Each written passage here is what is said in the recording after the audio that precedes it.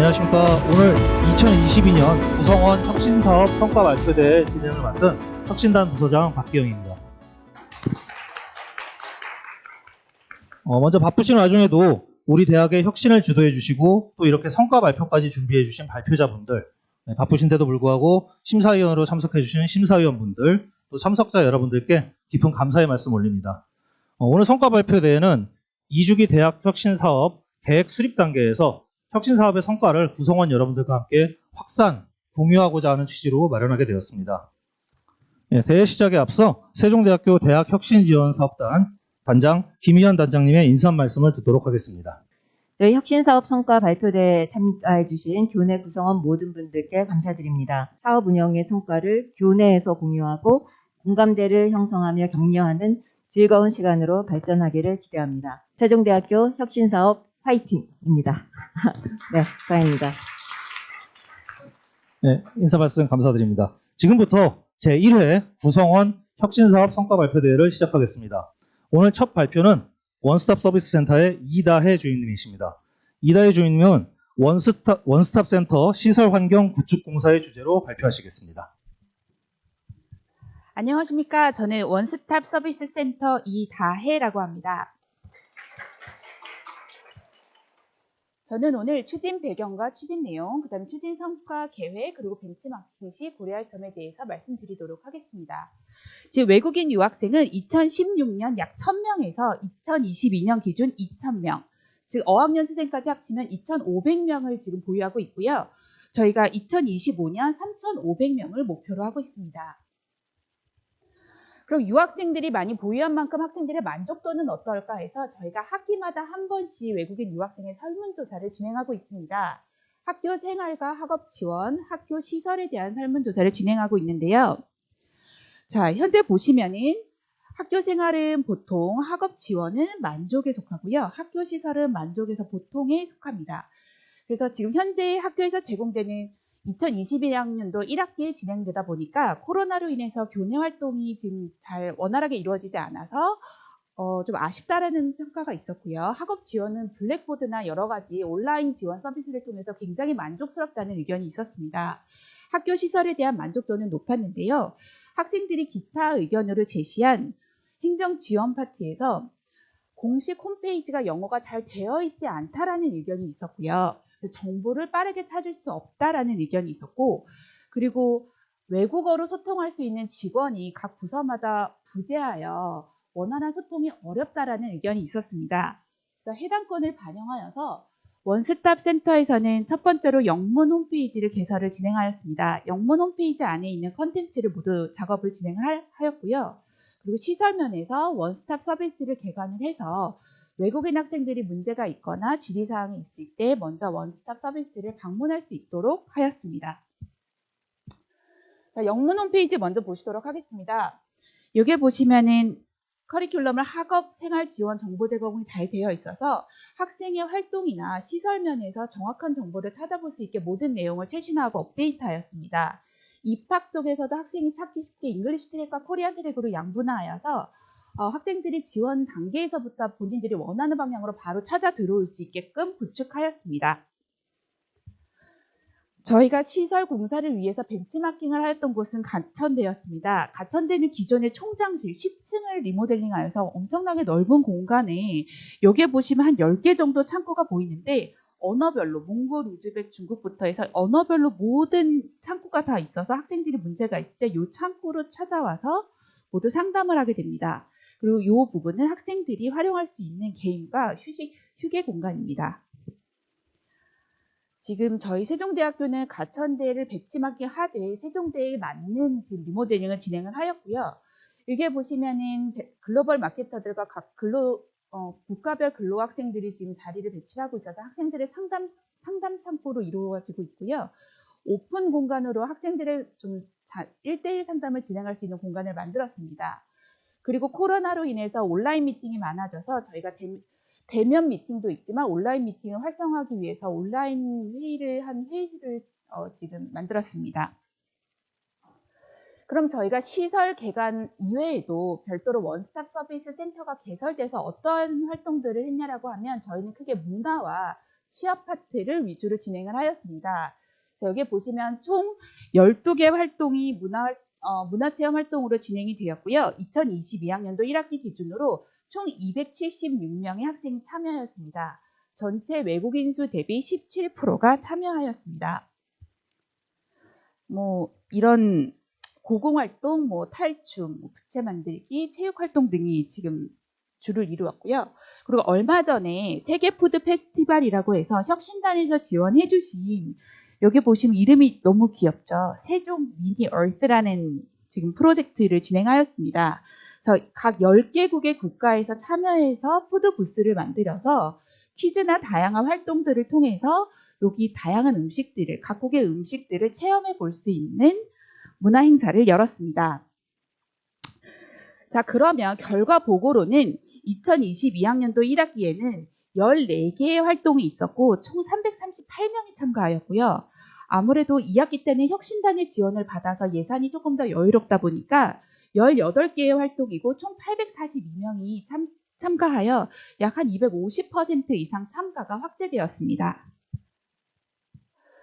그리고 외국인 유학생은 가장 관심이 있는 게 문화체험도, 한국에서 유학생활하면서 문화체험도 하길 원하지만 취업에도 굉장히 관심이 높습니다. 그래서 현재 보면 외국인들을 위한 취업 프로그램을 저희가 활성화해서 2022학년도 1학기에 총 9개를 진행을 하였고요. 참여 학생 수는 한 280명 정도 됩니다.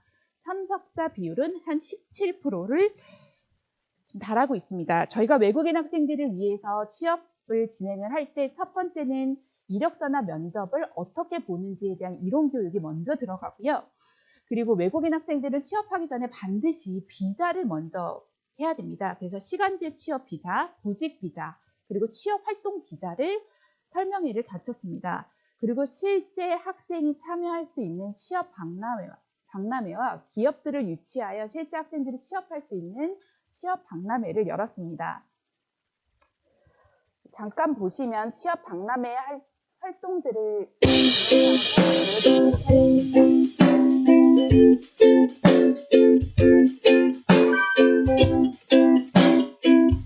취업 박람회는 의료 코디네이터를 구축하는 박람회였고요. 각국의 환자들을 유치하기 위해서 유학생들을 글로벌 마케터처럼 고용하여서 각국의 환자들을 성형외과, 치과, 안과의 취업 박람회였습니다. 뿐만 아니라 화장품 회사도 같이 들어와서 화장품 기술을 수입하고 그 다음에 화장품을 만드는 것을 실질하는 즉 영업 분야나 이런 외국인 참여하고 10명 이상의 실제 관심이 드러난 취업 박람회입니다.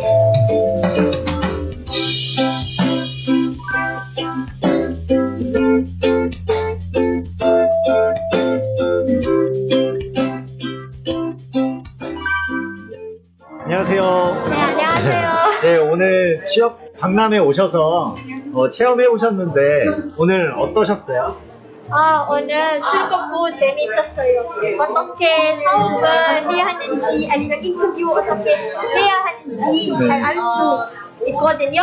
그래서 많이 재미있고 체험도 잘 해요. 이렇게 처음 가보니까 기쁘기도 하고 뭔가 취업 할게 생길 것 같아서 좀 좋아요.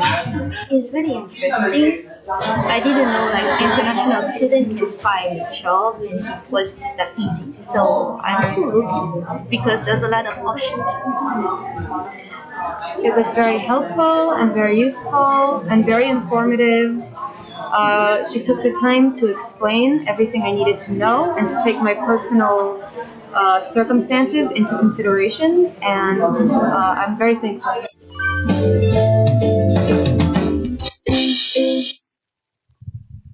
자, 그럼 차후 년도의 계획은 어떻게 되냐면 저희가 시설과 학생 지원 프로그램은 갖췄는데 그럼 학생들이 좀 더 편하게 접근할 수 있는 온라인 전산 시스템은 반드시 구축이 돼야 합니다. 지금 학생들이 각종 학교에서 받는 모든 문자는 한국어입니다. 한국어로 기숙사 관련해서 신청하세요. 한국어로 등록금을 납부하세요. 이렇게 되는데 실제 외국인 학생들은 한국어 문자를 보면 이해하기 굉장히 어렵습니다. 그리고 모든 공지사항이 이메일이 한국어가 나가다 보니까 학생들이 정보를 찾을 수가 없고 그리고 학생들이 문제가 있어서 어디를 방문하더라도 이 학생들이 원활한 한국어가 되지 않기 때문에 실제로 학적과를 갔을 때도 제가 졸업 관련해서 학점 취득이 가능한가요? 라고 물어봤을 때 이거에 대한 답변을 받기가 굉장히 어렵습니다. 그래서 원스톱 센터는 이러한 학생들의 고충을 해결하고자 전산 시스템을 만들고자 하고요. 입학 단계부터 학생들이 모든 서류를 업로드하면 담당자가 그거를 보면서 실시간으로 상담을 해줄 수 있고, 그리고 입학하고 들어왔을 때 표준 입학 허가서는 전산상으로 업로드시켜서 본인이 직접 다운받을 수 있고, 그 다음에 본인이 비행기표를 업로드하거나 아니면 저희가 기숙사를 엑셀로 일괄 업로드하면 본인이 기숙사를 어디로 배정받은지 알 수 있고, 이런 모든 것을 전산화시키는 과정입니다. 그럼 학생들이 입국을 하면, 예를 들어서 이 학생이 이런 문제가 있었고 저희가 이 학생들의 상담 기록을 남겨놓으면 학적과에 계시는, 수업과에 계시는 강원구 주임님이 보셨을 때 이 학생이 이런 문제가 있구나라고 저희가 언어별로 이 학생에 대한 상담 기록을 남겨놓으면은 해당 부서에서 그 학생에 대한 고충을 바로바로 민원 상담을 할 수 있는 부분입니다. 그러니까 학생들이 정말로 학교 생활을 편안하게 할 수 있도록 학생들의 전반적인 모든 이런 생활 고충을 지원을 하고, 그리고 실제로 학생들의 출석률이 어떤지, 이 학생의 학업 상태는 어떤지를 일괄 저희가 보고 컨트롤하고 학생들의 출석률 등을 지원해 줄 수 있는 프로그램입니다. 그러면 타 대학에서 세종대학교 원스톱 서비스 센터를 벤치마킹할 때 유의해야 될 점에 대해 무엇이 있을까요? 일단은 각 부서의 고유 권한은 그대로 있되 지금 원스톱 서비스 센터는 체류 관리와 문화 취업, 생활 지원을 제공한다는 점입니다. 원스톱 센터의 이름 명칭이 원스톱이니까 여기 가면 모든 게 해결이 될 거라고 생각을 하실 수가 있는데, 실제 저희는 학생들의 고충을 먼저 듣고 저희 쪽에서 해결할 수 있는 부분은 다 지원을 하지만 각 부서에서 해야 되는 고유의 업무, 이게 교양 선택인지 교양 필수인지 반드시 이거를 해야지만 졸업을 할 수 있는지 여부는 고유의 부서에서 진행을 해주셔야 합니다. 그렇기 때문에 반드시 온라인 전산 시스템이 함께 개발이 된다라고 하면 각 부서에서 학생 상담을 할 때 굉장히 원활하게 아무래도 진행이 되겠죠. 모든 학생들이 가장 이상적인 거는 한국어를 잘하는 학생이겠지만 실제로 학생을 대면하다 보면 중국 학생은 들어와서 중국말만 하는 경우가 굉장히 많고요. 그리고 영어가 네이티브이지 않은 학생들이 많기 때문에 원활한 소통이 이루어지지 않는 게 아마 현업 부서에서 가장 어려운 점일 거라고 생각합니다. 그래서 만약에 보완을 하게 된다면 원스톱 센터의 기능은 한 부서에 국한될 수 없으니까 언어별 지원이 가능한 인원이 각 부서에 좀 있으면 조금 더 원활하게 학생 상담이나 학생 지원이 가능하지 않을까라고 저희가 생각하고 있고요. 만약에 각 언어별 지원이 어려운 부서 같은 경우에는 원스톱 서비스의 전산 시스템이 개발이 되면 학생의 상담이나 고충을 저희가 상세히 거기다 기록해 놓을 수 있으니까 담당자분이 학생을 지원하는 데 큰 문제가 없게끔 진행할 예정입니다. 이상 발표 마치도록 하겠습니다. 감사합니다. 발표 감사드립니다. 다음은 세종나눔봉사단의 김현진 과장님께서 재능기부 사회봉사 프로그램의 성과를 발표해 주시겠습니다. 안녕하세요. 세종나눔봉사단 김여진 과장입니다.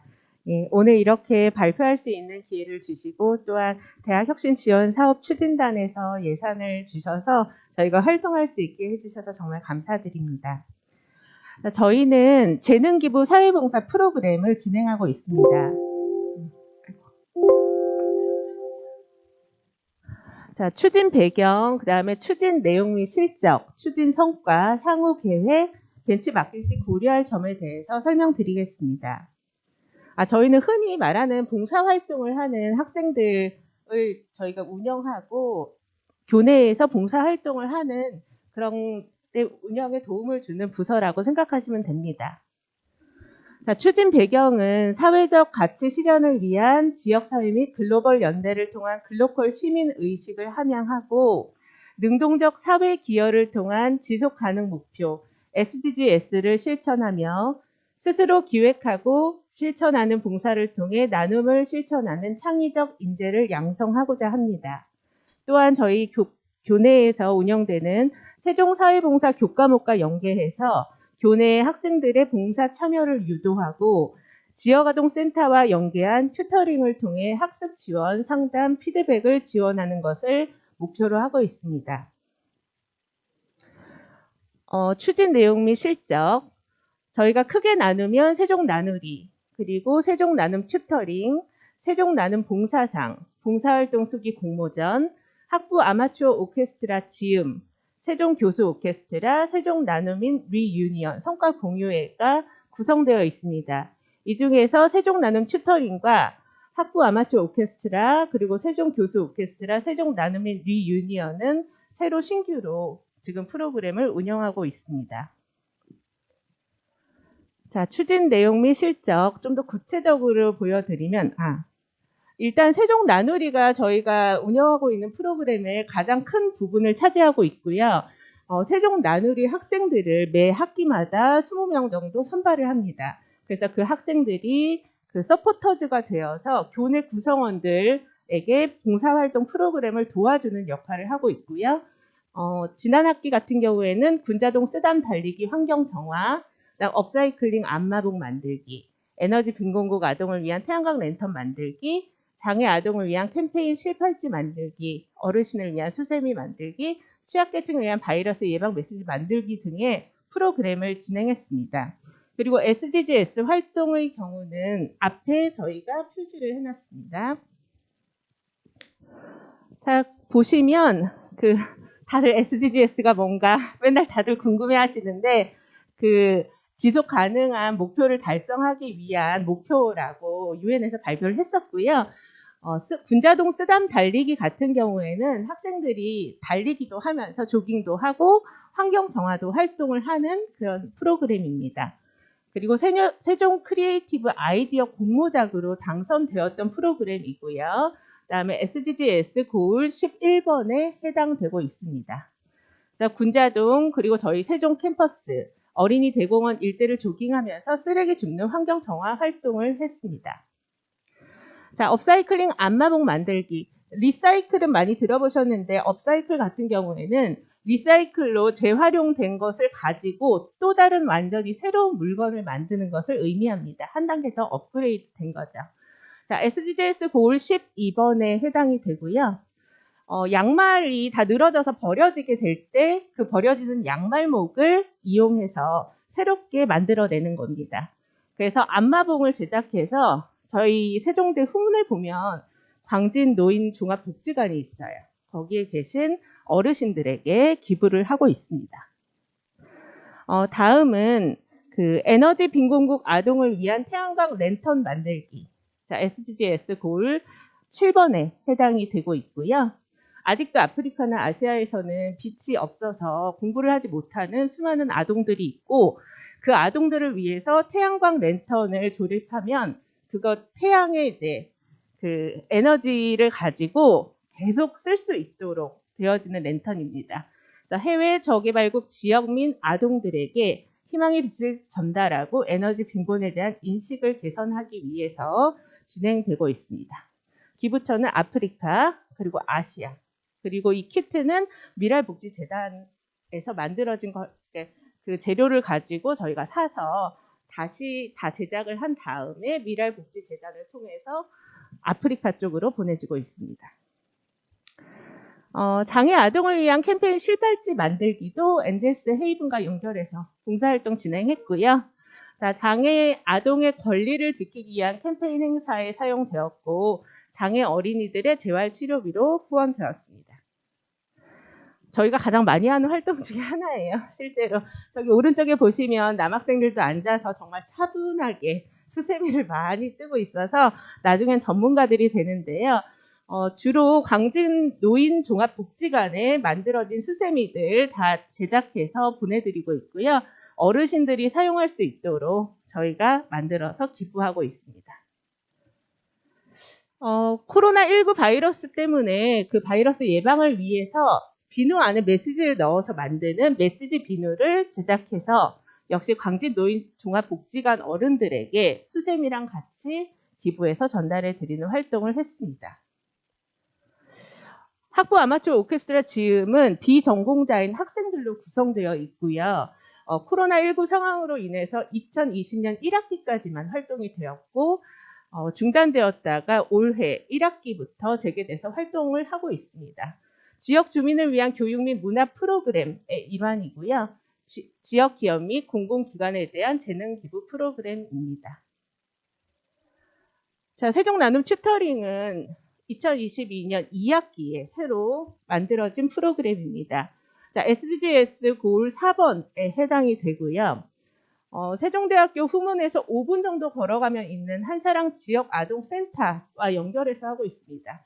그쪽에 오는 좀 취약계층, 초등, 중등, 고등 학생들을 대상으로 저희가 튜터를 10명을 모집했고요. 그 10명의 학생들이 직접 가서 본인들이 가지고 있는 그런 양질의 튜터링 교육을 좀 하고 있고, 또 그 학생들이 좀 더 꿈과 희망을 가지고 또 진로를 잘 선택할 수 있도록 진로에 대한 상담도 이루어지고 있습니다.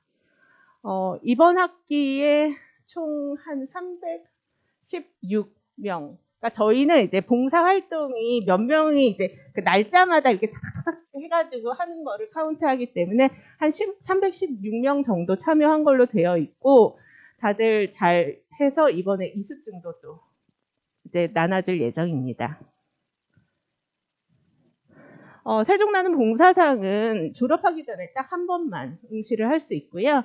본교 재학 기간 중에 봉사활동 150시간 이상을 한 우수한 봉사자들에게 주는 약간 그런 봉사상 중에 명예롭게 주는 상이라고 생각하시면 됩니다. 세종나눔 봉사단 운영위원회의 심사를 거쳐서 상장 및 부상이 수여되고 있습니다. 자, 봉사활동 수기 공모전은 교내 구성원들이 조금 사회봉사활동 계속 좀 장려하고 동기부여하기 위해서 진행되고 있고요. 그래서 활동 수기를 다 이제 지원하면 그걸 가지고 책자를 만들어서 저희가 또 시상을 하고 있습니다. 추진 성과에 대해서 설명드리면 2019년도에 다들 아시다시피 코로나19로 인해서 굉장히 봉사 쪽에 많은 어려움이 있었습니다. 실제로 봉사활동 저희랑 연계되어 있던 많은 학교 연계 기관들이 봉사를 받지 않았고요. 그래서 인원수가 굉장히 적었어요. 2019년, 2020년, 그리고 2021년에 조금씩 상승을 탔고요. 지금 현재 나온 거는 2022년 1학기 수고, 지금 2학기에는 좀 더 많은 한 2,100명 정도의 학생들이 참여를 해서 2022년에는 거의 한 3,400명 정도까지도 저희가 참여할 수 있도록 더욱 노력을 했습니다. 그래서 세종 나누리를 통해서 봉사활동에 참여하는 학생들의 수는 계속 늘어나고 있습니다.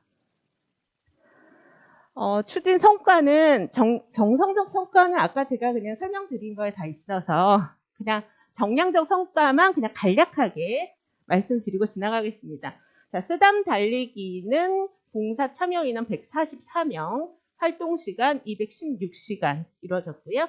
업사이클링 안마복 만들기는 128명, 총 활동 시간은 192시간. 그리고 에너지 빈곤국 아동을 위한 태양광 랜턴 만들기는 봉사 참여 인원 103명, 활동 시간은 154.5시간. 그리고 실팔찌 만들기는 35명, 활동 시간은 52.5시간 이루어졌습니다. 수세미 만들기 진짜 열심히 했거든요. 제일 많아요. 그래서 봉사 참여 인원 579명, 그리고 총 봉사 활동 시간도 868.5시간 이루어졌습니다. 그리고 메시지 비누 만들기는 봉사 참여 인원 276명, 총 활동 시간은 414명으로 구성되었습니다. 자, 학부 아마추어 오케스트라 지음도 원래 지음 오케스트라 단원은 한 30명 좀 넘게 되어 있는데, 그 학생들이 이제 계속 그 봉사 활동을 하는 것들을 카운트한 게 지금 525명이고요. 그리고 세종 나눔 봉사상은 이번에 11회가 진행됐는데 이걸 만들 때가 10회 것까지밖에 없어서 10회는 13명에게 수상이 이루어졌고 수상률은 54.2%. 그리고 제4회 세종 나눔 봉사활동 수기 공모전은 대상, 최우수상, 우수상, 가작 해서 수상률 100%로 진행이 되었습니다. 계속 SDGs 관련된 거를 각 대학마다 좀 많이 요구하고 지표를 삼다 보니까 저희도 이제 SDGs의 17대 목표 중 앞에서 설명되어 있는 거는 일단 4가지 목표 관련돼서는 어느 정도 녹여서 하고 있었고요. 그 이외에 13가지에서 학생들이 스스로 이제 실천할 수 있는 프로그램을 좀 더 기획하고 좀 더 많은 참여할 수 있도록 준비를 하고 있습니다. 그리고 2023년부터는 저희 대학에는 ESG 교과목 관련된 게 경영전문대학원 쪽에서만 있었는데 학부의 경영학과의 도움을 받아서 학부 쪽으로 ESG 교과목을 개설하기로 했고요. 그리고 현재는 조금 중단되어 있는 해외 봉사활동이나 또 이런 것들을 좀 더 활성화하고 다른 대학과 교류 협력 봉사를 통해서 사회적 가치 실현을 위한 글로벌 연대를 강화할 예정입니다. 그리고 오케스트라 활동도 좀 더 교내 홍보뿐 아니라 광진구 지역 내 폭넓은 홍보를 통해서 좀 더 많은 분들이 오셔서 보실 수 있도록 노력을 할 예정입니다. 벤치마킹식 고려 알정. 일단 저희는 봉사활동이 실속 있게 이루어져야 된다고 생각해요. 그래서 좀 지역사회와 조금 더 연결해서 실속 있는 봉사활동을 위한 인프라 구축, 특히 저희가 인프라가 좀 부족해서 인프라 구축에 대해서 생각해봤고 조금 큼직큼직하게만 그냥 설명을 했어요. 네. 그리고 지금 현재 튜터링은 한사랑 지역아동센터 한 군데랑만 연결이 되어 있는데 다른 지역아동센터나 교육기관을 조금 더 폭넓게 조금 넓혀서 확대시켜서 튜터링도 조금 더 넓게 하는 것을 조금 더 벤치마킹 하려고 하고 있고요. 그리고 저희 세종대 예산과 상황을 고려해서 실현 가능한 프로그램들이 또 타대학이나 이런 데 좋은 게 있으면 그걸 도입하려고 보고 있습니다. 네, 감사합니다. 다음은 창의교육개발원의 김은영 차장님께서 맞춤형 교수 역량 지원 프로그램의 성과를 발표해 주시겠습니다. 네, 안녕하세요. 창의교육개발원 차장대우 김은영입니다. 오늘 발표할 내용은 맞춤형 교수 역량 지원 프로그램 중 하나인 혁신교수법 개발 프로그램에 대해서 설명을 드리고자 합니다.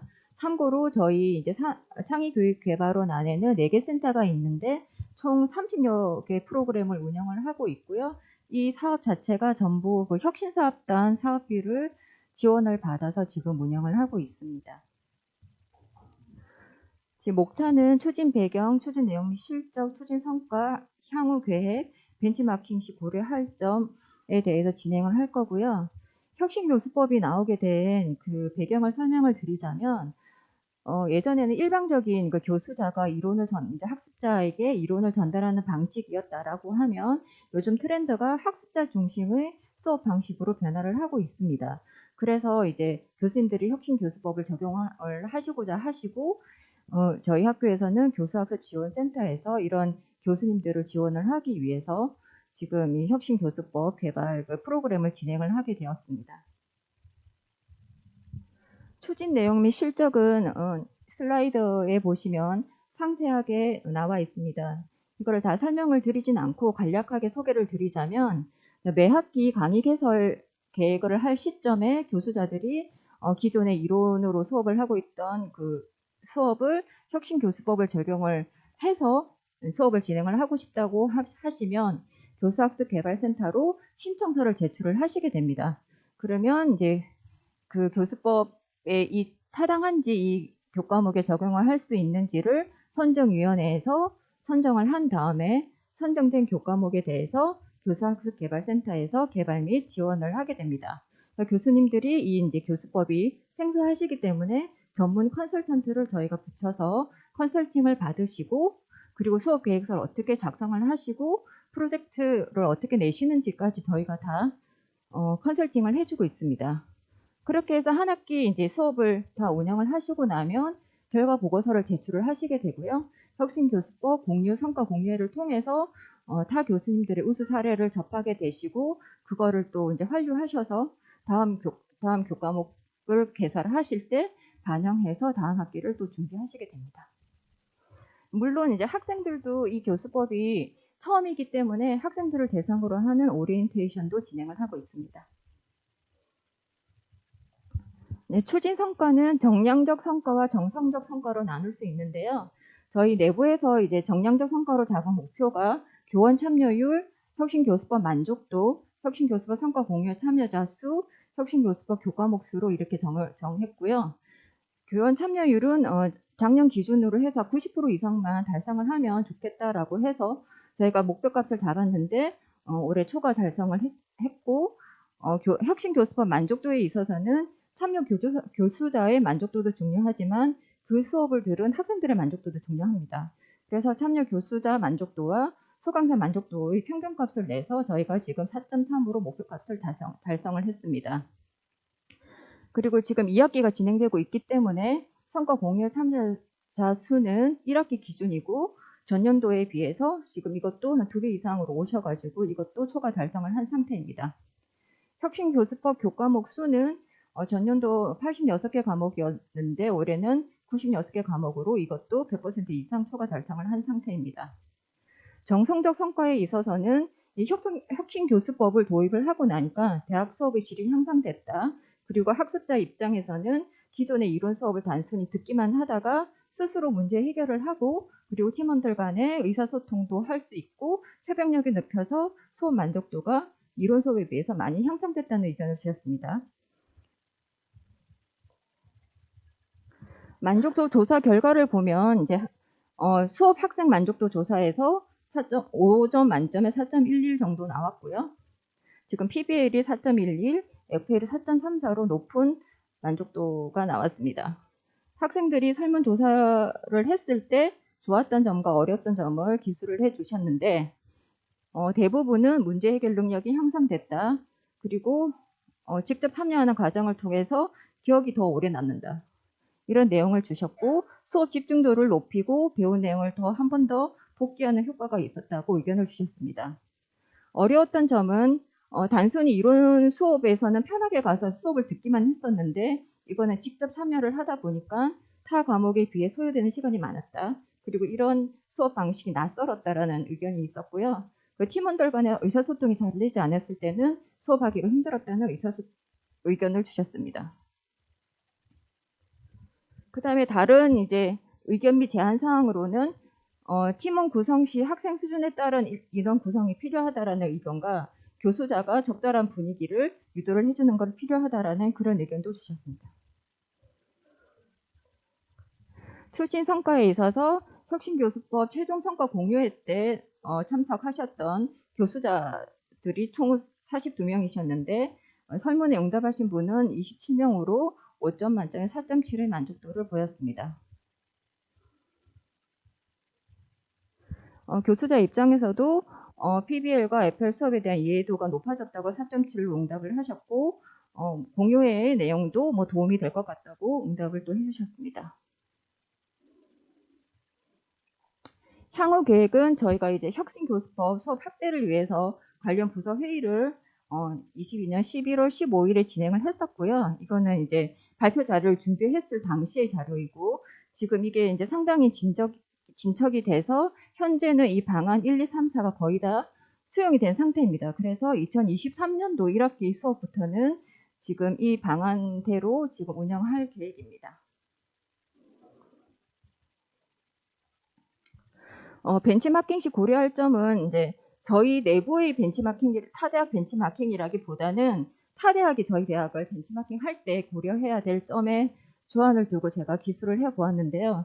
일단은 이런 트렌드에 따른 교수 방법론에 있어서 교수자 본인이 인식 변화가 꼭 필요하고 그 다음에 그렇게 이제 교수자가 이렇게 혁신교수법을 도입해서 교과목을 개설을 하겠다라고 했을 때 지원하는 부서가 필수적으로 전문가가 있어야 됩니다. 전문가 컨설팅을 진행을 해야 되고 학교 본부 차원에서도 제도를 마련을 해서 전폭적인 지원이 되어야지만 혁신교수법이 잘 확대가 될 수 있을 거라고 생각합니다. 이로써 발표를 간략하게 마치겠습니다. 감사합니다.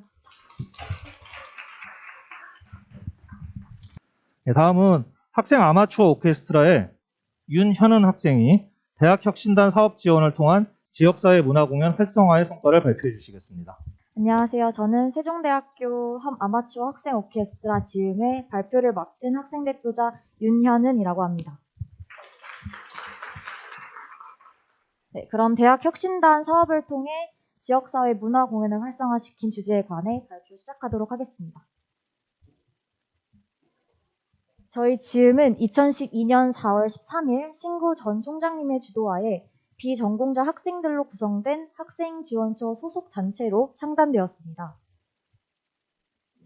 저희는 음악적 성숙과 친구 또는 선후배 간의 친목 도모를 목적으로 활동하고 있습니다.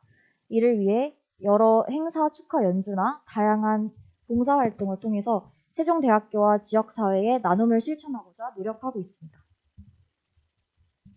저희는 비전공자 학생들로 구성된 오케스트라라는 점, 그리고 현재 세종나눔봉사단 소속의 학생단체라는 점이 특징이며 연 2회 정기 연주회와 간헐적인 봉사활동을 실시하고 있습니다.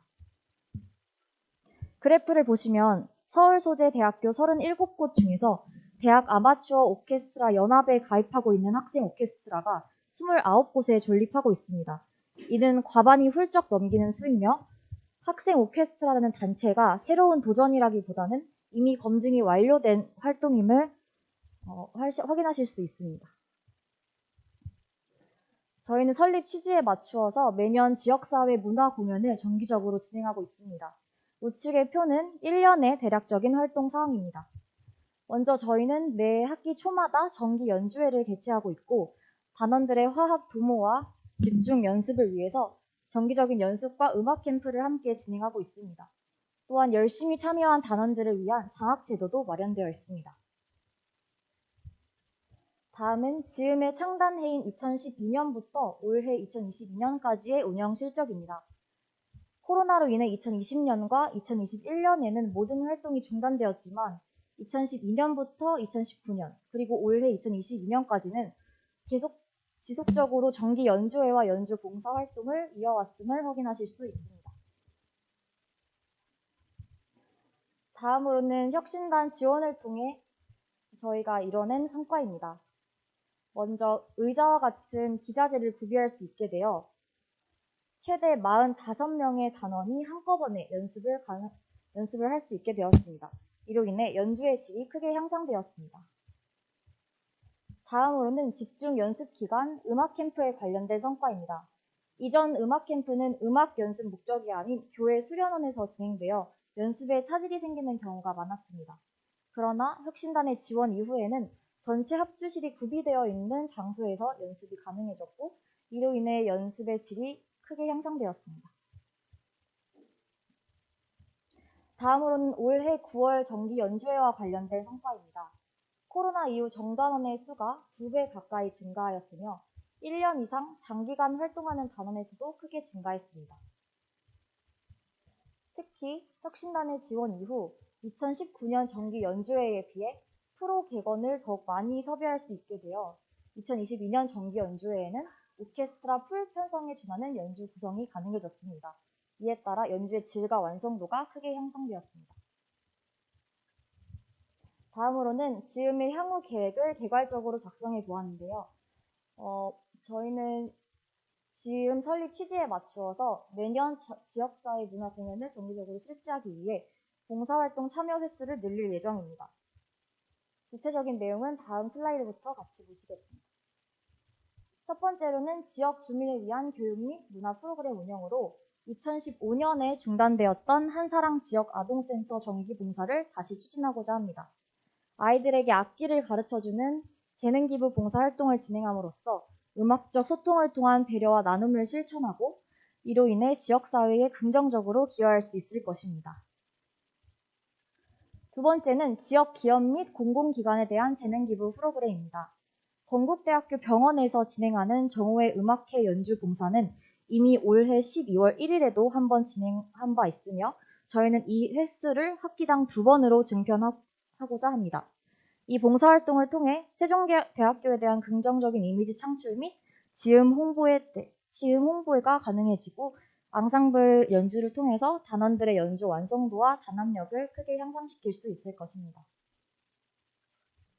두 번째 공공기관에 대한 재능기부 프로그램으로는 어린이 대공원 역사 내 연주 봉사활동 및 홍보 진행을 할 수 있습니다. 기대 효과는 앞 슬라이드와 동일합니다. 마지막으로는 교내 지음 홍보와 관련된 활동 사항입니다.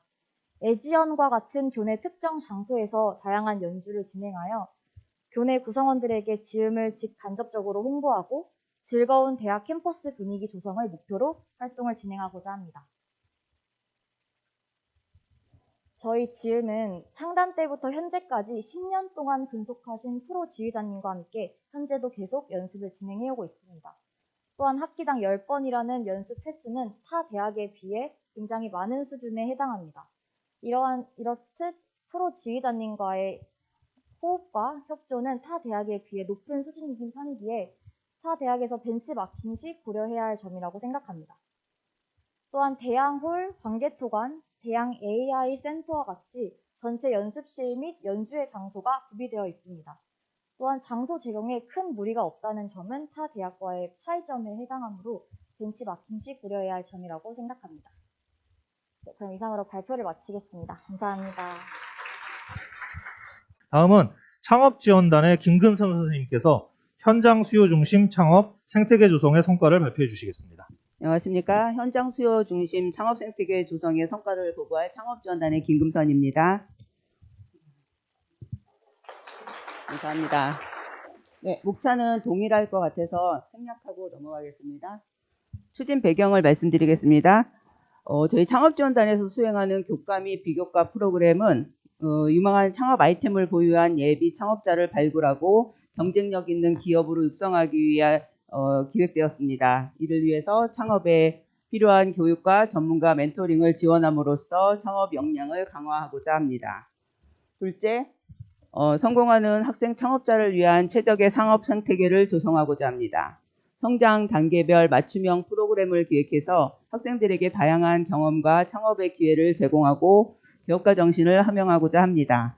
아래 그림은 예비 단계에서부터 성장 단계까지 시기별, 창업 단계별 구분하여 참여할 수 있도록 프로그램을 보여주고 있습니다.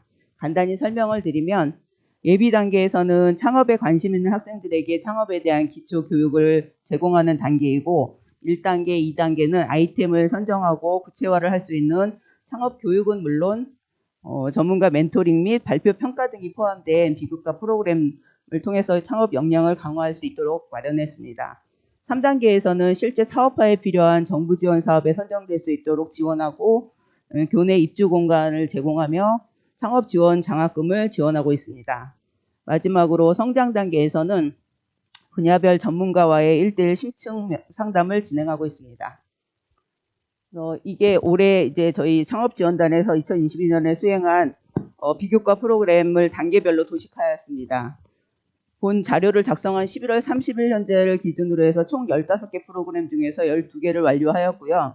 참여 인원은 729명, 멘토링 건수는 258건, 만족도 평균은 4.5점입니다. 향후 진행될 프로그램은 2학기 창업 아이템 입주 공모전과 그다음에 창업기업 네트워킹, 그다음에 동계 창업 캠프 이렇게 3개가 남아 있습니다. 2021년 창업 실적으로 참여 인원이 685명인 거는 물론 올해 목표치였던 716명도 이미 달성을 하였습니다. 다음은 이제 각 프로그램별로 단계별로 대표적인 프로그램을 소개를 하겠는데요. 시간 관계상 요거는 자세한 내용은 생략을 하고 창업 동아 예비 단계에서의 창업 동아리 운영을 함으로써 실질적으로 저희가 실적을 낸 게 창업 2021년도 선정된 창업 동아리 43개 중에서 현재까지 동아리를 유지하는 팀과 그다음에 지난해부터 올해 상반기까지 저희 창업 프로그램에 참여해서 우수한 성적으로 수상한 팀 총 49팀에게 인증서를 부여함으로써 창업 동아리를 인증하게 되었습니다. 요거는 저희 자율혁신 성과지표 47개 목표치를 달성한 내용입니다. 그 다음에 아이템 선정 단계에서의 대표적인 창업 경진대회가 있습니다. 그 다음에 구체화 단계에서는 창업 캠프라고 해서 3일 동안 저희가 이제 교육과 멘토링을 진행하는 집중적인 그런 교육 프로그램입니다. 그 다음에 요거 역시 이번 올해 학예 캠프 때 있었던 사진입니다. 그 다음에 이제 아이템 사업화 단계에서 저희가 입주 공모전을 통해서 공정하게 공간을 제공을 하는 그런 프로그램을 마련을 했습니다. 그래서 올해도 지금 13팀이 다 계약을 해가지고 지금 계약서를 날인하고 있는 중입니다. 그다음에 요 아까 나왔던 프로그램을 다시 한번 보여드리는데요. 여기에다가 이제 저희가 하고 있는 비교과 프로그램 외에 교과 프로그램인 치창업과 진로 설계에 1학기 410명 이수 인원을 포함을 하면 지금까지는 1160명이 참여를 하였습니다. 네. 그 다음에 올해 1월 1일부터 12월 31일까지 사업자 등록증을 발급한 신규 학생 창업 기업 명단입니다. 지금 11월 30일 현재로는 11개가 완료가 되었는데 그 이후에 4개가 더 추가가 돼서 현재 저희 목표치가 17개인데 15개 회사가 지금 사업자 등록증을 완료해서 88%를 달성을 했습니다. 근데 저희가 이제 추가적으로 더 확인할 수 있는 부분이 창업 지원 장학금인데 요게 내년 1월 6일까지 신청 마감이기 때문에 조금 더 들어올 거라고 지금 예상을 할 수 있습니다. 그다음에 정부 지원 사업 선정 명단입니다. 저희 지금 이게 거의 상반기에만 지금 조사된 부분이고요. 총 대표적인 정부 지원 사업으로는 중소벤처기업부의 창업지원진흥원에서 하는 예비창업 패키지, 초기 창업 패키지 등을 포함을 해서 총 8개가 3억 4,900이 이제 지원이 됐고요. 다음 주 12월 26일 날 개최될 그 창업기업 네트워킹을 통해서 추가적인 성과가 더 나올 거라고 예상을 할 수 있을 것 같습니다. 그다음에 올해 입주, 그러니까 저희가 학생회관 311호를 비롯해서 3곳에서 입주 공간을 제공을 하고 있는데 계약한 건수입니다.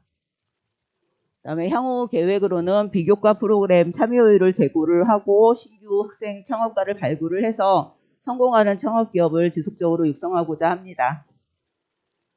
벤치마킹을 고려할 점으로는 프로그램 활성화 측면과 프로그램 운영 측면으로 나누어서 볼 수 있습니다. 비교과 프로그램의 참여율 제고를 위해서 수업과의 협조를 얻어서 공결 처리를 해줌으로써 참여도를 높여줄 수 있을 것 같고요. 단과대학과 연계한 프로그램 기획 시에 참여 유도를 위해서는 구체적인 프로그램을 제시를 해야 되는데 교육을 해줄 것인지 네트워킹을 할 것인지에 대한 그런 명확한 제시를 하는 게 더 도움이 될 것 같습니다. 그다음에 학내 창업과 관련된 대학 휴머니티 칼리지에서 창의학기제라든지 융합창업 연계전공, 링크사업단 등과 같이 창업과 연계된 그런 그 유관 기관들과 원활한 소통을 하면 프로그램 운영 측면에서도 좀 도움이 될 것 같습니다. 이상입니다. 다음은 학생생활 3단 소장 이하람 교수님께서 다시 만나는 세종이라는 주제로 발표해 주시겠습니다. 네, 안녕하세요. 이하람입니다. 학생생활 상담소 성과 발표를 시작하도록 하겠습니다. 네, 목차는 다음과 같습니다. 먼저 추진 배경 말씀드리도록 하겠습니다. 저희 발표 주제가 다시 만나는 세종인 것처럼 저희 상담소에서 중점을 두었던 부분은 대면 수업 재개로에 따른 일상으로의 회복 지원이었습니다. 그리고 뿐만 아니라 저희 상담소에서 진행하는 프로그램과 상담원들의 전문성 향상을 위한 다양한 노력들을 진행하였고요. 또 학생뿐만 아니라 다양한 세종 구성원들에게 심리적 지원을 지원할 수 있도록 다양한 사업을 추진하였습니다. 네, 주요 추진 내용 및 실적을 보고드리도록 하겠습니다. 먼저 상담이라고 하는 것이 개인과 소그룹에 초점을 맞춰서 맞춤형 지원을 하는 부분이기 때문에 상담소에서는 다양한 구성원들의 의견을 반영하기 위해 노력하였습니다. 이를 위해 사전조사를 실시하여 재학생 및 교수자들의 정서 및 심리 설문조사를 통한 의견을 수렴하였고, 다양한 프로그램에 참여하는 학생들의 의견을 수렴하여 이러한 의견을 반영하여 프로그램을 수정 보완하고 또 신규 프로그램들을 기획하였습니다. 이렇게 그 구성원들의 의견을 반영하여 진행되고 있는 세부 혁신 사업 프로그램은 총 9가지가 있습니다. 개인 상담, 집단 상담, 심리 검사, 실시 및 해석, 다양한 워크숍과 특강, 그리고 연구가 주제별 대상별로 프로그램에 포함되어 있습니다.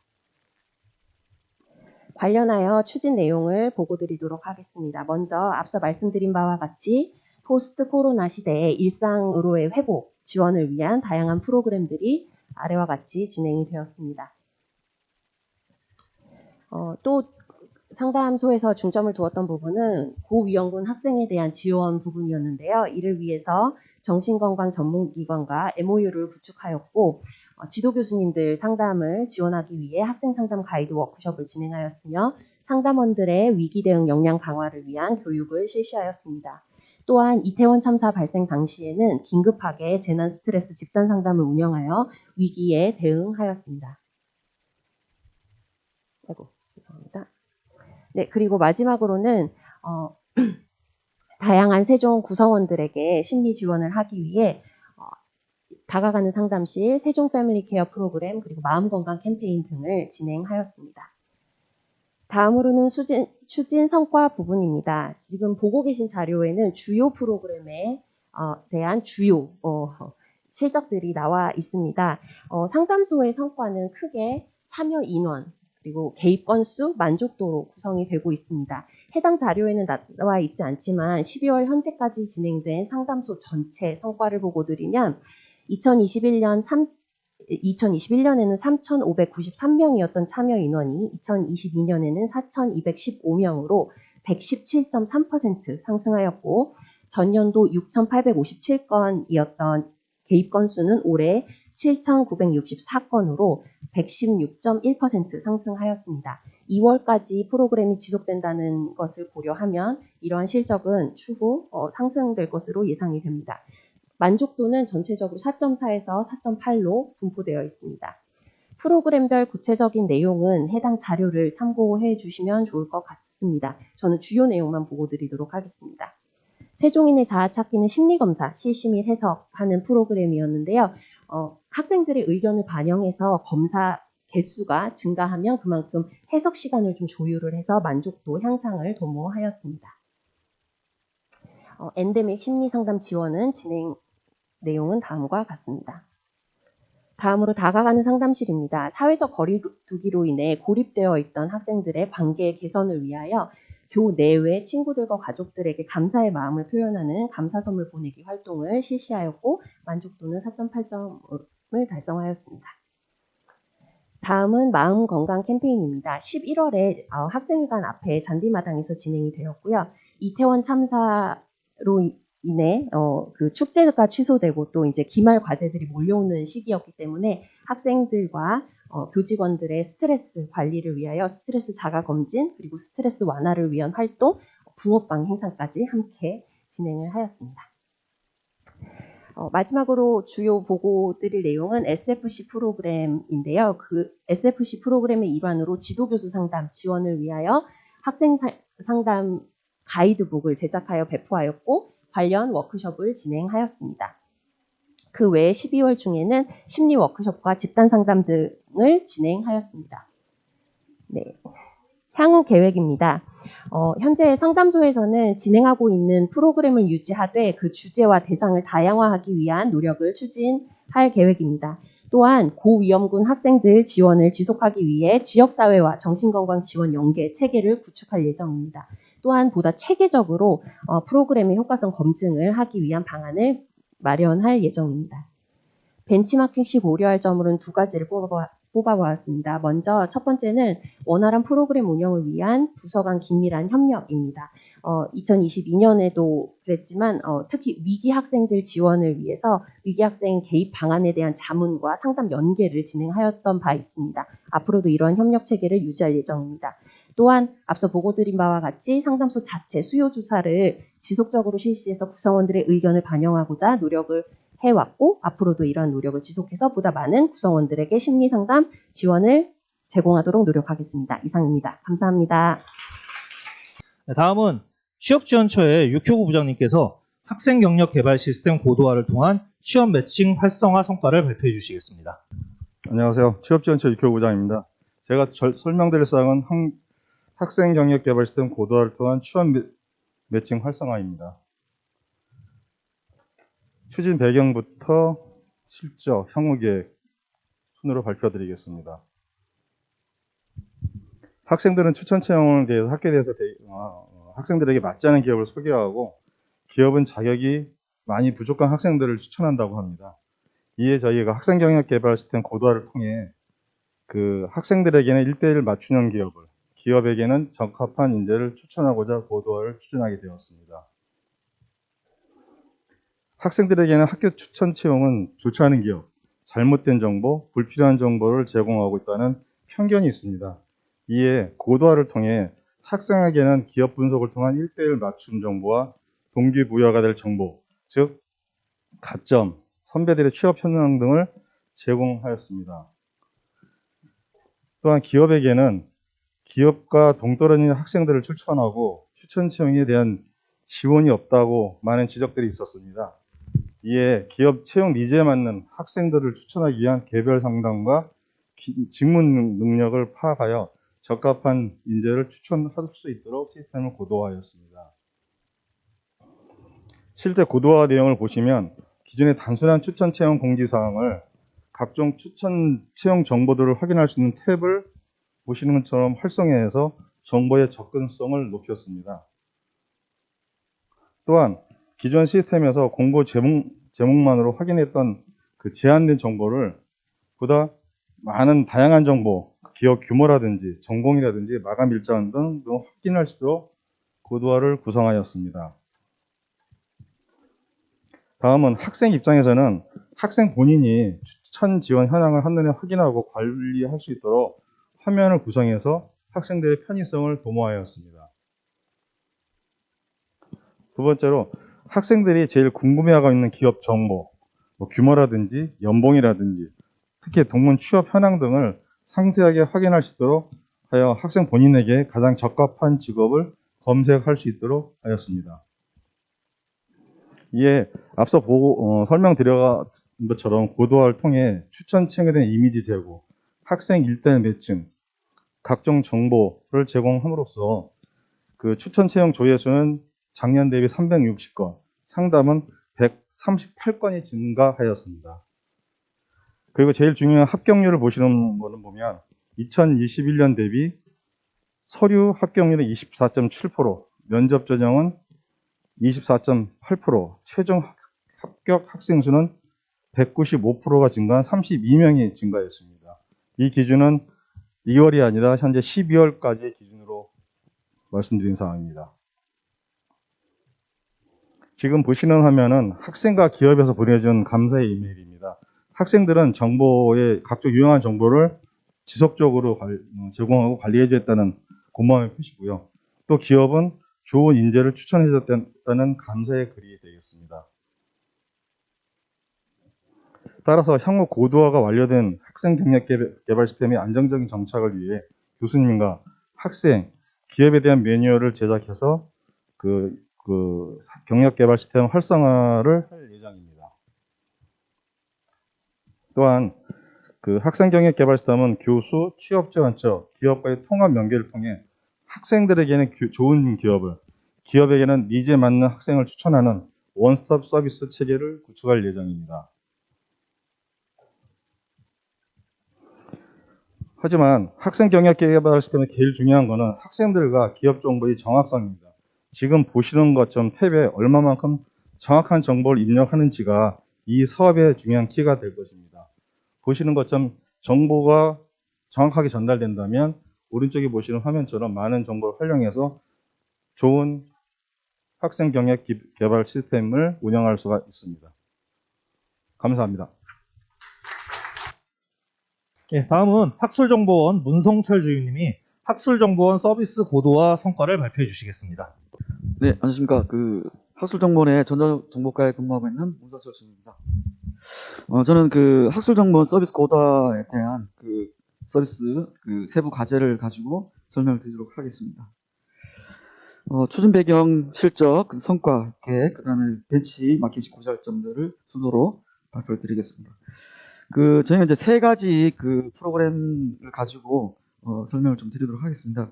첫 번째가 최신 자료 확충 및 전자자료 구독을 제가 나머지 도산에서 가지고 있는 자원도 있지만 아무래도 최근에 트렌드 동영상 자료라든가 전자책 구매를 통해서 제가 최신 자원을 제공해서 교육 과정의 질적 향상을 도모하는 배경을 가지고 있고요. 그리고 독서를 통한 인문학적 소양과 문제 해결 능력을 향하기 위한 독서적인 프로그램을 시행을 했고요.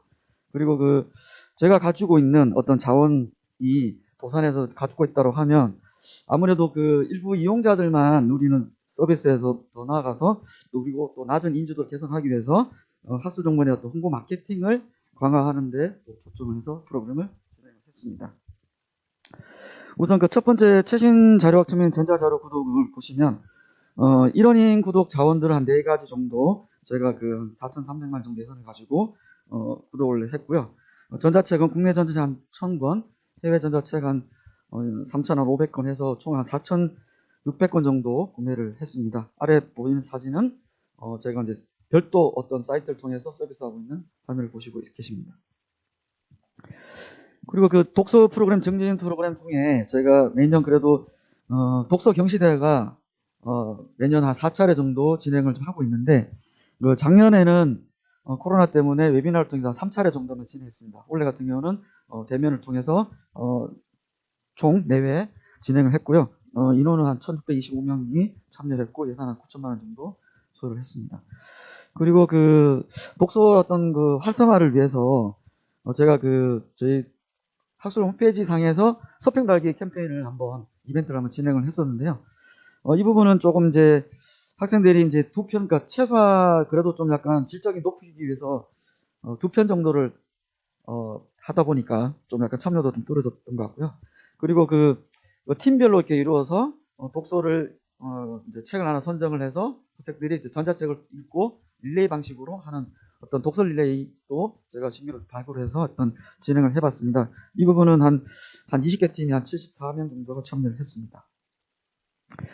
그리고 그 제가 그 저자 초청 강연회를 원래 또 첫 해 좀 실시를 했는데요. 이게 그 북커상 영국 북커상 작가인 박상영 작가를 제가 초대를 해서 저자 강연회를 11월 15일 날 개최했습니다. 다행히 북커상 받기 전에 제가 섭외를 했기 때문에 다행스럽게 좀 약간 예산을 좀 절감할 수 있었던 것 같습니다.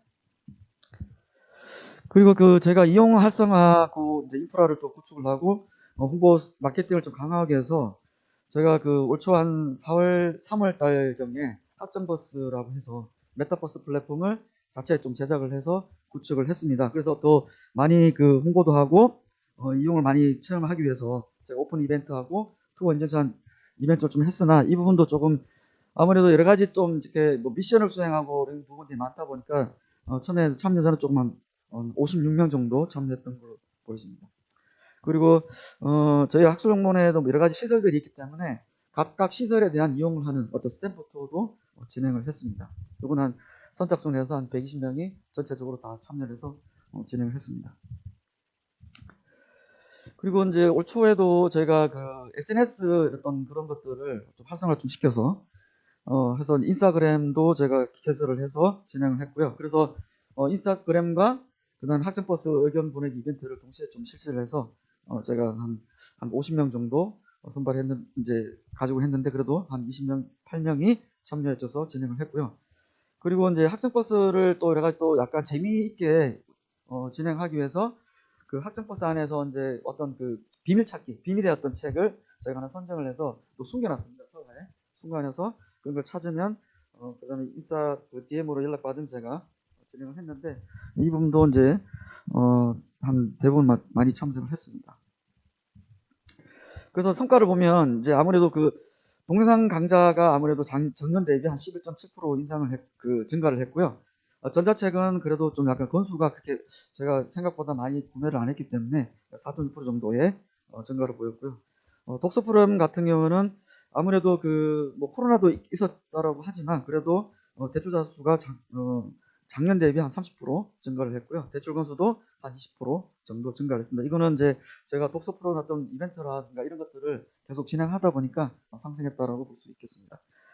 그리고 그 제가 이용자 서비스 뭐 SNS도 하지만 이용자 출입자 수가 상당히 많이 증가했습니다. 요거는 이제 제가 그 아무래도 코로나 이전이 있는데 그 4월 이후에 제가 약간 어느 정도 전면 개방했었습니다. 그래서 1학기하고 2학기를 또 예비를 해보니까 한 85% 증가했다라고 볼 수가 있고요.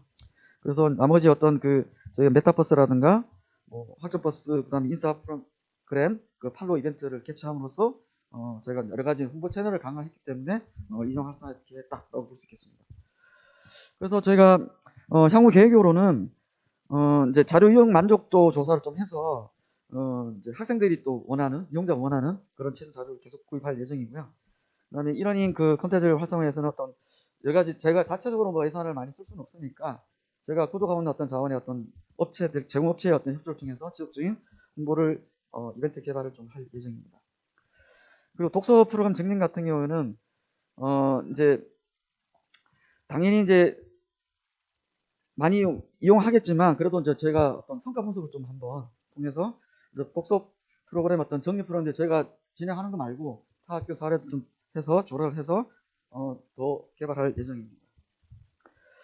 그리고 이제 홍보 채널 다양화 방안으로 제가 물론 SNS도 있지만 학내에 있는 모든 어떤 그 광고 매체라든가 그 학부 방송국 통한 지속 홍보, 그 다음에 교내에 있는 관련 부서 뭐 홍보 앱을 방문한 앱이 있으니까 내년에는 저희가 학술정보원에도 그 뭐 모바일 앱이 만약에 구축이 된다고 하면 그쪽도 이용을 홍보를 많이 할 예정입니다.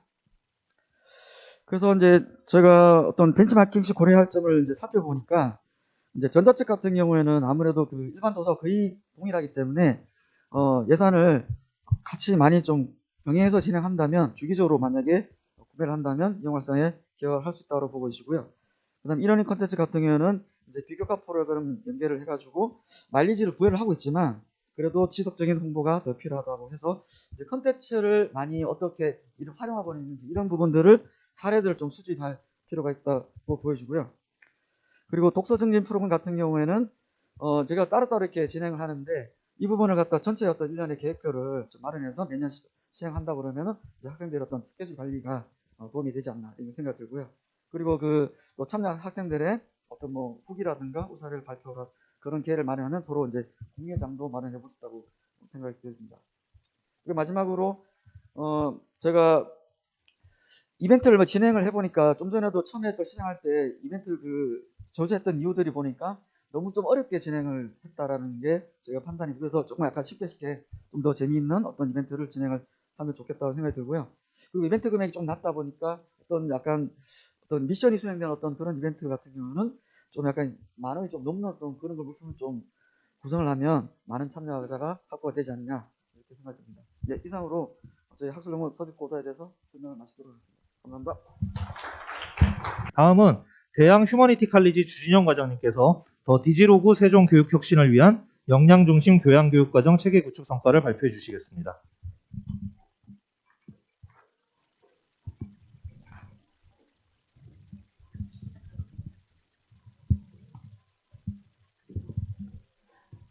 안녕하세요. 대양 휴머니티 칼리지 과장 주진형입니다. 대양 휴머니티 칼리지에서는 더 디지로그 세종 교육 혁신을 위한 역량 중심 교양 교육 과정 체계 구축에 대해 발표하도록 하겠습니다. 발표 순서는 대양 휴머니티 칼리지에서 수행하고 있는 대학 혁신 사업의 6개 세부 프로그램을 중심으로 발표하도록 하겠습니다. 대양 휴머니티 칼리지에서 수행하는 대학 혁신 사업의 4개 세부 과제에 대한 추진 배경입니다. 핵심 역량 기반 교양교육과정 개선을 위해 CQI 보고서 제작과 융합 교양 과목을 운영 지원하고 있습니다. 맞춤형 학생 학습 역량 지원을 위해 신입생 극쓰기 역량 상위 나눔 튜터링 프로그램을 운영 지원하고 있습니다. 교과 연계 비교과 프로그램 활성화를 위해 세종 리드 인문 교양 교육과 융합 글쓰기 교육을 지원하고 있습니다. 지속 가능한 진로 교육 체계 구축을 위해 창의학기제를 운영 지원하고 있습니다. 다음은 대양 휴머니티 칼리지에서 수행하고 있는 6개 세부 프로그램 중 첫 번째 핵심 교양 CQI 보고서 제작 및 운영 지원에 관한 추진 내용 및 실적입니다. 교양 필수 과목의 핵심 역량 자가 진단 설문조사를 시행하고 그를 기반으로 강의 진단 및 개선 보고서를 제작하고 있으며 교양교육과정위원회 보고를 통해 교양교육의 질 관리와 주기적 활용 및 개선을 시행하고 있습니다. 두 번째로 융합교양 과목의 운영 지원을 위한 추진 내용 및 실적입니다. 융합기초, 융합교과, 융합응용을 체계적으로 편성 운영하고 창업과 기업가 정신 수요 지평 강좌 등 전문가를 초청 특강 형태의 옴니버스 강좌 운영을 지원하고 있습니다. 세 번째로 창의 나눔 튜터링 신입생 글쓰기 역량 추진 내용 및 실적입니다. 신입생 세미나 운영 방안 연구를 통해 신입생 세미나 A와 B 수업 모듈을 개발하였고 2학기 운영 중인 신입생 세미나 B를 통해 단과 대학 학과별 우수 소논문 시상을 지원하고 신입생 글쓰기 역량을 강화하기 위해 운영을 지원하고 있습니다. 네 번째, 세종 리드 인문 교육 추진 내용 및 실정입니다.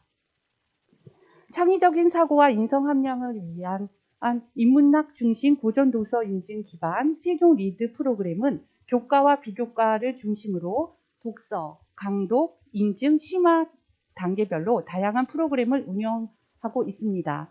1학년 대상 서양철학 쟁점과 토론 교과목은 청춘인문 토론대회, 문제해결과 글쓰기와 발표 교과목은 창의 글쓰기 대회 비교과를 운영하고 있으며 2, 4학년을 대상으로 세계사 쟁점과 토론 교과목은 세계사 도치오 경진대회 비교과 프로그램을 운영 지원하고 있으며 전학년 대상 비교과 프로그램으로는 고전 PT대회, 영상공모전, 집현전, 고전 특강 등을 운영 지원하고 있습니다. 다섯 번째로 융합 글쓰기 교육의 추진 내용 및 실적입니다. 글쓰기 상담, 융합 글쓰기 전문가 특강, 테마별 글쓰기 프로그램을 학기 중에 운영하고 있으며 방학 중 글쓰기 전문가 과정 동계 캠프를 운영 지원하고 있습니다. 마지막으로 창의학기제 추진 내용 및 실적입니다. 학생 스스로 개발형, 창작형, 문제해결형, 탐구형, 창업형 중 창의적인 학습 주제를 설계하고 지도교수를 선임하여 신청한 후 창의학습 운영위원회에서 서류 및 면접 심사를 통해 최종 선발된 학생은 자기주도적 창의학습을 수령을 통해 학점을 부여받는 유연한 학사 제도입니다. 다음으로는 6개 세부 프로그램의 추진 성과입니다.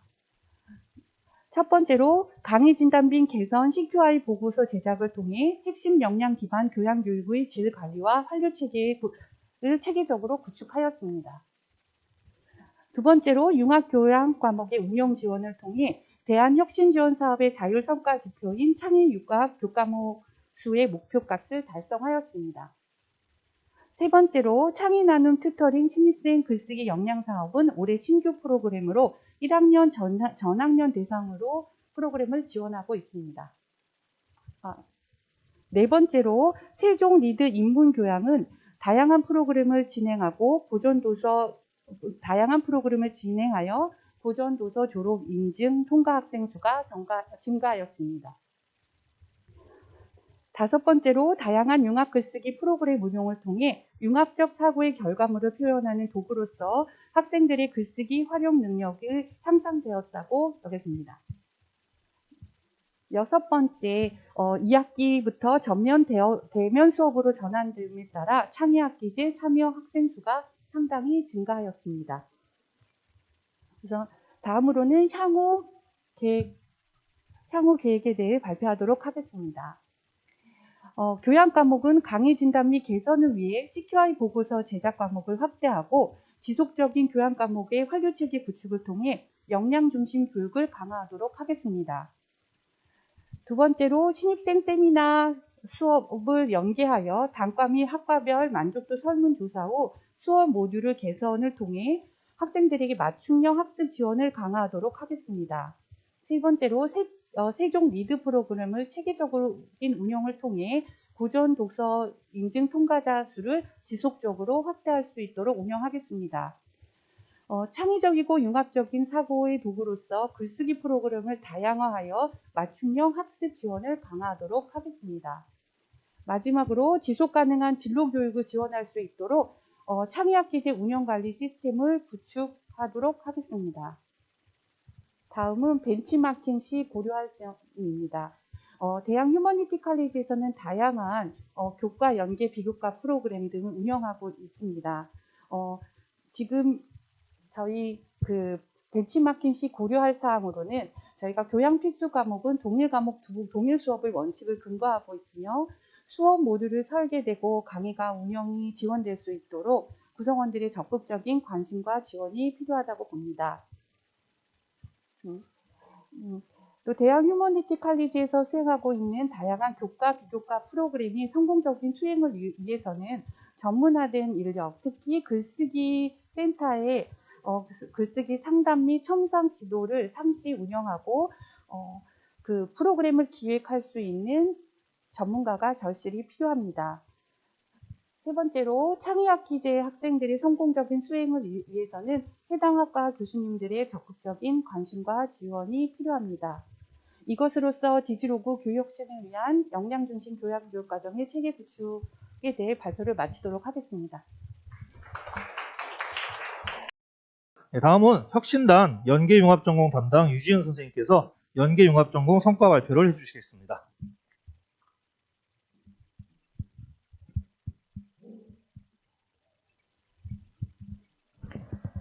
안녕하세요. 저는 대학 혁신지원사업 추진단 유지은입니다. 지금부터 연계융합전공 성과 발표를 시작하도록 하겠습니다.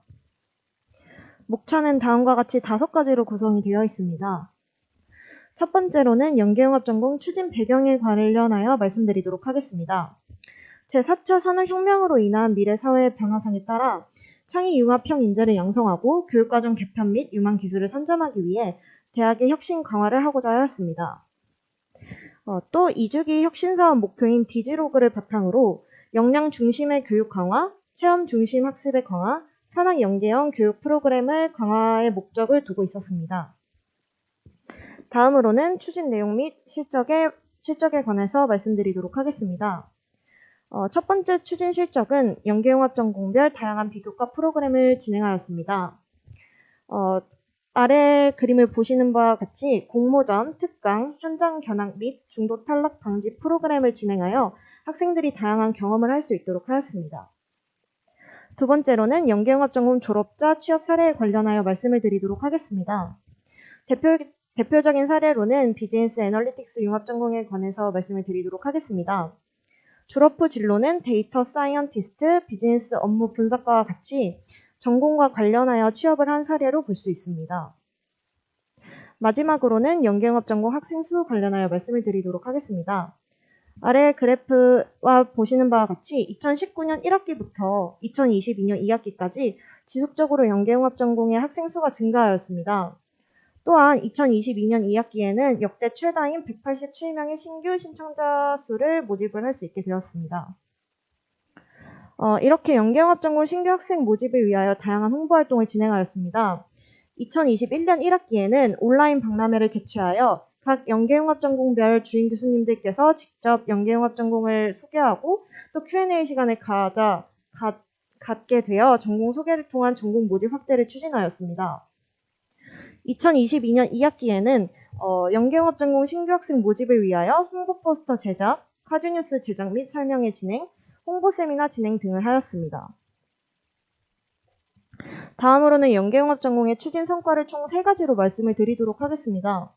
첫 번째는 글로벌 미디어 소프트웨어 융합전공에서 어도비 국제 인증 자격 시험 취득 특강을 진행 후에 참여 학생 32명 중 91%의 학생이 자격증을 취득할 수 있게 되었고, 이러한 프로그램을 진행을 하여 실전 참여 능력을 갖춘 인재 양성에 기여를 할 수 있게 되었습니다. 또한 예술융합 콘텐츠 융합전공에서는 학생들이 직접 박쥐 오페라에 참여를 할 수 있게 되어 실무 경험을 향상할 수 있는 기회를 제공을 하게 되었습니다. 추진 성과 마지막으로는 영상 디자인 융합전공에서 메타버스 영상제를 개최함으로써 포스트 코로나 시대의 영상 미디어의 트렌드를 선도할 인재 양성에 기여를 하였습니다.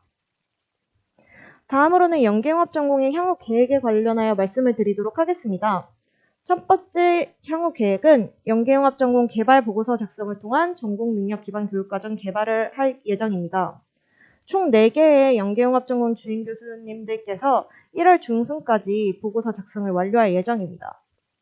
또한 지속적인 연계융합전공 홍보를 통해서 학생 신청을 도모할 계획입니다. 마지막으로는 연계융합전공별 체험 위주의 비교과 프로그램을 진행을 하여 학생들의 역량을 강화하도록 하겠습니다. 마지막으로 벤치마킹 시 고려해야 할 점을 말씀드리도록 하겠습니다. 벤치마킹 시 고려해야 할 점 첫 번째로는 기존 연계융합전공을 이수하는 학생들을 위하여 중도 탈락 방지 프로그램 운영 등의 방안이 필요할 것이고, 활발한 전공 홍보 활동을 통한 신규 학생을 지속적으로 모집할 예정입니다. 또한 두 번째로는 교육과정 관련입니다. 학생들의 혼선을 방지하고자 교과과정 및 전공명 변경을 최소화할 뿐만 아니라 엄격한 기준을 적용하여 교과 과정의 잦은 변경을 방지할 예정입니다. 이렇게 연계융합 전공 성과 발표를 마치도록 하겠습니다. 감사합니다. 다음은 산학협력단 소속 황지영 연구원님께서 UNI 페스티벌의 성과를 발표해 주시겠습니다. 안녕하세요. 세종대학교 산학협력단 소속 링크삼성 영사업추진단의 황지영 연구원입니다. 네, 마지막 순서라서 굉장히 지금 많이 지치셨을 것 같고 그래서 좀 빠르게 진행해 보도록 하겠습니다. 네, 저희는 2022년 대학혁신지원 사업을 통해 운영된 산학연 공유협업 프로그램 행사인 UNI 페스티벌의 운영 성과를 소개하도록 하겠습니다. UNI 페스티벌이란 유니버시티 앤 인더스트리의 각 첫 스펠링을 따서 만들어진 공유협업 행사입니다. 대학과 기업들이 다양한 분야의 미래가치 확산을 위해 대학별 특화 전략 분야 우수 아이디어 및 우수 인재 발굴을 위해 마련한 산학협 공유 행사입니다. 제1회 페스티벌을 시작으로 참여 대학들이 번갈아 행사를 주관할 예정이며 보다 많은 대학과 기업들의 참여 유도를 확대할 계획에 있습니다. 행사로는 메타 라이프스타일 아이디어 공모전, 캡스톤 디자인 경진대회 우수성과 공모전, 소프트웨어 AI 융합 경진대회 안에 AI 챌린지와 소프트웨어 코딩 경시대회 등 총 4개의 산학연 공유 행사를 진행하였습니다. UNI 페스티벌에는 크게 공모전과 경진대회 두 가지의 행사로 구분되어 진행되었습니다. 각 세부 프로그램의 메타 라이프스타일 아이디어 공모전은 메타버스 콘텐츠 서비스 기술 분야에 대한 학생들의 우수 아이디어 및 우수 인재 발굴을 목적으로 진행되었으며 캡스톤 디자인 경진대회는 단과대별 캡스톤 디자인 교과목 운영 우수 성과 공유를 위해서 진행되었습니다. 소프트웨어 AI 융합 경진대회의 코딩대회는 논리적 사고와 문제 해결 능력을 바탕으로 하는 코딩 기술 평가 우수 인재 발굴을 위해 진행되었고 AI 챌린지는 인공지능 분야 문제 해결 능력 경진대회 우수 인재 발굴을 위해 진행되었습니다.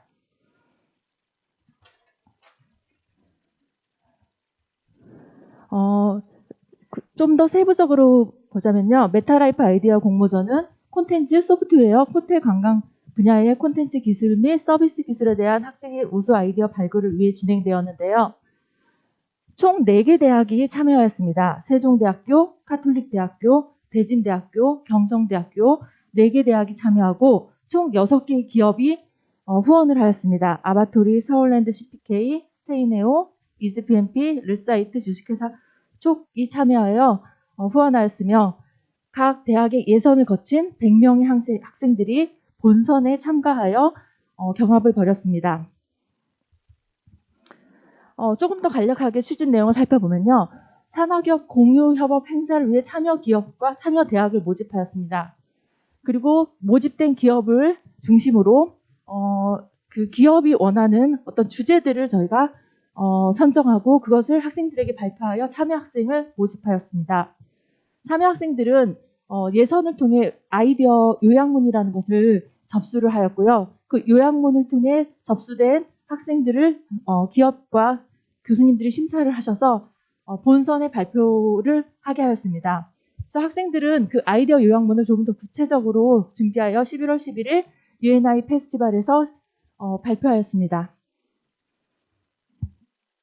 캡스톤 디자인 경진대회는 창의적 종합 설계 능력을 갖춘 인재 양성을 목적으로 하는 산업재 전문가의 지도 특강 컨설팅을 운영하는 산학교육 교육과정의 우수 성과를 공유하기 위해 진행되었으며 추진 내용을 잠시 살펴보면 일단 사업단에서는 캡스톤 디자인 교과목 개설 현황을 먼저 조사하였고 학내 2022년 1학기 캡스톤 교과목 운영 단과대별 우수 사례를 공모하였습니다. 단과대학들은 내부 심사를 하였고요. 그 심사에서 당선된 우수 성과물들을 사업단에 제출하였으며 그 우수 성과물을 저희 UNI 페스티벌 당일 행사에서 시상하고 온라인으로 영상을 성과를 전시하였습니다. 시상자는 총 10개 팀의 33명이 시상 대상이 되었습니다. 소프트웨어 AI 융합 경지대회는 소프트웨어에 대한 이해를 고취하고 문제 해결 능력 신장을 통한 소프트웨어적 사고력 함양을 할 수 있도록 유도하는 목적으로 진행되었으며 코딩 경시대회와 AI 챌린지 두 가지를 진행했습니다. 코딩 경시대회는 산학협력단의 소프트웨어 역량평가 인증원 토스크와 연계하여 진행하여 졸업시험 응시에 활용할 수 있도록 구축되었으며 AI 챌린지는 미국 기업 매스웍스의 매트랩 프로그래밍 언어를 사용하여 산학연 성과 확산을 도모하기 위해 시행되었습니다. 추진 실적으로는 두 개 프로그램을 합쳐서 총 309명의 학생들이 참가하였고요. 두 개 기업이 후원을 하여 학생들에게 후원을 하였습니다. 그래서 이에 따라 코딩 경시대회에 37명의 우수 인재를 발굴하였고요. 소프트웨어 AI 챌린지에 총 32명의 우수 인재를 발굴하고 시상하였습니다. 네, 시상식 사진입니다. 네, 마지막으로 성과 과정을 알려드리면 학생에게 만족도 조사를 한 결과 학생들의 5점 만점에 4.6의 높은 참여도를 보였으며 만족도 4.0, 그 다음에 문제 해결 역량에 학생들이 많은 도움이 되었다고 답하였습니다. 정성적 성과로는 산학협력 기업과의 공동체성을 증진시키는 어떤 성과들을 이루어냈고요. 산학교육 프로그램의 운영에 질적 향상과 성과 확산 도모에 많은 도움이 되었다고 생각합니다. 캡스톤 디자인 경진대회는 최종 10팀의 33명이 시상하였으며 각 학생들에게 만족도 조사와 참여도 조사를 해본 결과 참여도 4.9, 만족도 3.9였으며 학생들의 문제 해결 역량에 많은 도움이 되었다고 답하였습니다. 소프트웨어 AI 융합 경시대회는 총 309명의 학생이 참가하였고 2020년 토스크 소프트웨어 인증 학생 수 60명에 대한 어떤 목표치보다 많이 높은 수치를 보였습니다. 많은 참여자 수가 있었습니다. 정성적 결과로는 산학협력 기업과 공동체성을 증진하며 산학교육 프로그램의 질적 향상 및 성과 확산에 많은 도움이 되었다고 생각합니다. 학생들의 소감을 잠시 살펴보면요. 공모전에 참가하면서 메타버스 미디어를 통한 팀원들과 함께 연구하고 알아갈 수 있는 뜻깊은 시간이 있어서 좋았다. 심사를 맡아주신 분들의 조언 또한 메타버스를 발전시키고 하는데 많은 도움이 되어 좋았습니다. 경진대 우수 학생의 소감을 보면요. 노력한 만큼 좋은 결과를 얻어서 좋았고 이런 대회가 더 많이 열렸으면 좋을 것 같다라고 말하였습니다.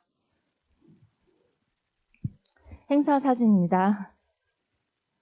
네, 향후 앞으로 산학협력단의 저의 이 UNI 페스티벌은 소프트웨어 역량평가원 토스크를 전교생 대상 컴퓨팅 사고 역량을 검증을 목표로 졸업하기 위한 필수 인증제도로 구축되어갈 계획이고요. 또한 대학의 강점 분야를 중심으로 수도권 대학의 산학협력과 근린 지역 대학 간 인프라 공유를 확대해 나갈 계획이 있으며 우리 대학의 전략 분야인 콘텐츠, 호텔, 관광, 외식, 또 소프트웨어 분야와 더불어 ICT, 소프트웨어 AI, 나노, 기계항공, 국방, 에너지 환경 등 앞으로 많은 분야의 대학 간 공유 협력을 확대해 나갈 계획에 있습니다. 네, 마지막으로 저희 UNI 페스티벌의 첫 행사였기 때문에 이전에 어떤 사례들이 있지 않았습니다. 그래서 첫 행사임에도 불구하고 저희 대학에서 두드림을 통해 접수한 67명의 팀과 150명의 학생들이 있었고요.